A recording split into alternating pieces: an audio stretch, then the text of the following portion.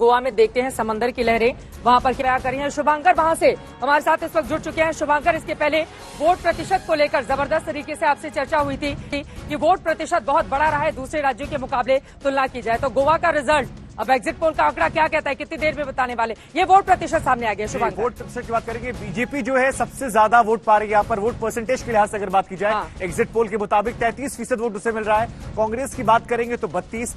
ममता बनर्जी का जो गठबंधन है, खासतौर पर नजर डालिएगा, ये एमजीपी की बात कर रहा हूं मैं, ये 12% वोट पा रहा है। आम आदमी पार्टी की बात करेंगे 8, और उसके अलावा अन्य की अगर आप बात करेंगे तो 15% वोट बैंक है। लेकिन बीजेपी कांग्रेस तो बहुत क्लोज दिखाई दे रहे हैं वोट प्रतिशत में यहाँ पर। शुभांकर, चित्र आपको यहाँ पर एक उलटफेर देखने को मिलेगा। उलटफेर ये कि बीजेपी भले ही सबसे ज्यादा वोट परसेंटेज पा रही हो, लेकिन जैसे ही आप बात सीटों की लेकर करेंगे वहां पर चीजें जो है वो कुछ अलग है। लेकिन सैंपल साइज आपको बता दें कि 5152 ये सैंपल साइज है, और विधानसभा क्षेत्र जो है वो 40 है, जहां पर 14 फरवरी को मतदान हुआ था। लेकिन ये वोट परसेंटेज चित्र आप देख रही हैं, वोट परसेंटेज क्या सीटों में तब्दील होगा क्या? ये तो बहुत क्लोज फाइट की ओर इशारा कर रहा है। वोट प्रतिशत अगर 33% और 32% का है तो ये तो दिखा रहा है कि अगर इसको हम सीटों में कन्वर्ट करते हैं तो फिर बहुमत का आंकड़ा क्या होगा। बार बार जो बीजेपी के सीएम उम्मीदवार हैं उनकी ओर से दावा किया जा रहा है मुख्यमंत्री सावंत की तरफ से कि 22 सीटें हम 40 में से हासिल कर लेंगे। ये वोट प्रतिशत क्या इशारा देता है? अगर हमारे आप सर्वे के हिसाब से बात करेंगे तो मेरे पास 2 खबरें हैं प्रमोद सावंत के लिए जो अच्छी नहीं है। पहली खबर ये जो ये सीटों में कन्वर्जन होगा वो उन्हें परेशान कर सकता है, और दूसरी बात जो ये देखिए 40 सीटें टोटल हैं, और 40 सीट में अगर आप बीजेपी की बात करेंगे तो 14 से 18 यानी बहुमत से दूर। पिछली बार के कमोबेश वही स्थिति बीजेपी की है। कांग्रेस के लिए अच्छी खबर ये आ रही है, कांग्रेस इस बार फिर सबसे बड़ी पार्टी बनकर उभर रही है हमारे सर्वे के हिसाब से। बीजेपी को जहां पर 14 से 18 मिल रहा है तो कांग्रेस को 15 से 20 सीटें मिल सकती हैं, यानी बहुमत के जादुई आंकड़े के बिल्कुल करीब वो रहेंगे। ये तो पिछली बार की तरह ही कमोबेश वो स्थिति देखने को मिल रही है। शुभांकर, बीजेपी को 13 मिली थी, कांग्रेस को 17 मिली थी। इस बार भी कुछ वही इशारा है। तीसरी पार्टी है वो बहुत अहमियत रखती है। एमजीपी की हम बात कर रहे हैं,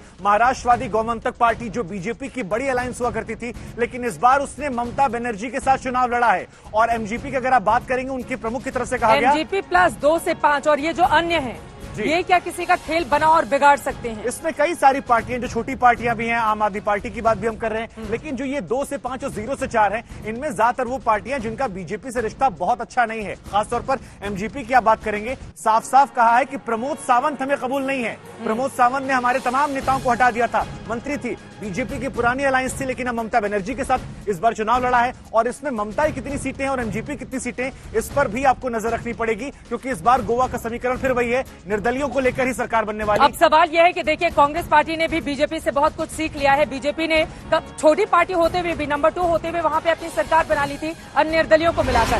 कांग्रेस पार्टी ने पहले ही भेज दिया है। बड़ी खबर इस वक्त दे देते हैं, गोवा में बीजेपी को 14 से 18 सीट का अनुमान। गोवा में कांटे की टक्कर में कांग्रेस फिलहाल बढ़त पर है, 15 से 20 सीट मिलने का अनुमान यहाँ पर कांग्रेस पार्टी को है। लेकिन बाकी पार्टियों का क्या होगा? बीजेपी को 14 से 18 सीट मिल सकती है कमोबेश। अगर मोटा मोटी आप देखेंगे तो 2017 वाली स्थिति यहाँ पर बनती हुई दिखाई दे रही है। India Today Axis by India exit poll के अनुसार अब शुभांकर क्या माना जाए, फिर यहाँ पर किसने किससे सीखा, कांग्रेस ने यहाँ पर बीजेपी? देखिए चित्रा, 17 सीटें पिछली बार मिली थी और आज की स्थिति में कांग्रेस के पास वो केवल 2 सीटें बची है। तो ऐसे में क्या 17 सीटों को जो सबक था 2 सीटों पर रहने का, उससे कांग्रेस कोई सबक ले पाती है क्या? पिछली बार वाली देरी देखने को मिलती है, क्योंकि देवेंद्र फडणवीस एक्टिव है, तमाम बीजेपी के नेता इस एग्जिट पोल पर भी नजर बनाए हुए बैठे हैं। उनकी नजर में भी है कि अगर यहाँ कुछ होता है तो खेला करने के लिए वहां पहुंच जाए। लेकिन ममता बनर्जी को भी याद रखिएगा, ममता बनर्जी ने खेल से शुरुआत की थी और ये 5 सीटें खेला होने के लिए है। ये महत्वपूर्ण हो जाता है, 5 सीटों के हिसाब से खेला क्या कर पाएंगी ममता बनर्जी। फिलहाल ये बड़ा आंकड़ा शुभांकर आपको देते हुए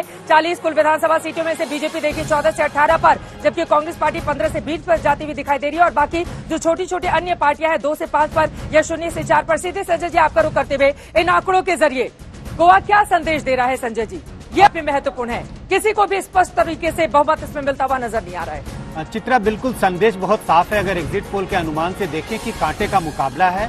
गोवा में चर्चा बहुत हो रही थी कि आम आदमी पार्टी मजबूती से चुनाव लड़ रही है, तृणमूल कांग्रेस मजबूती से चुनाव लड़ रही है, लेकिन ये मजबूती बस इतनी मात्र है कि वो तीसरे और चौथे नंबर की पार्टी बन के आ रही है। मुकाबला अभी भी कांग्रेस और बीजेपी के बीच है, चूंकि कंस्टिट्यूएंसी बहुत छोटी छोटी है, एक एक कंस्टिट्यूएंसी में 18-20 हजार वोटर हैं, तो मुकाबला बहुत कांटे का दिखाई पड़ता है और वोट प्रतिशत के आधार पर यह कह पाना बहुत मुश्किल है कि इस वोट प्रतिशत से सीटें किसको ज्यादा आएंगी। बिल्कुल, ये महत्वपूर्ण है अपने आप में जानना। बड़ी खबर आपको दे दे पंजाब में, जहां आम आदमी पार्टी की बन रही है सरकार हमारे अनुमान के हिसाब से, तो वहीं आपने देखा गोवा में किस तरह से कांटे की टक्कर इस वक्त कांग्रेस पार्टी और बीजेपी के बीच देखने को मिल रही है।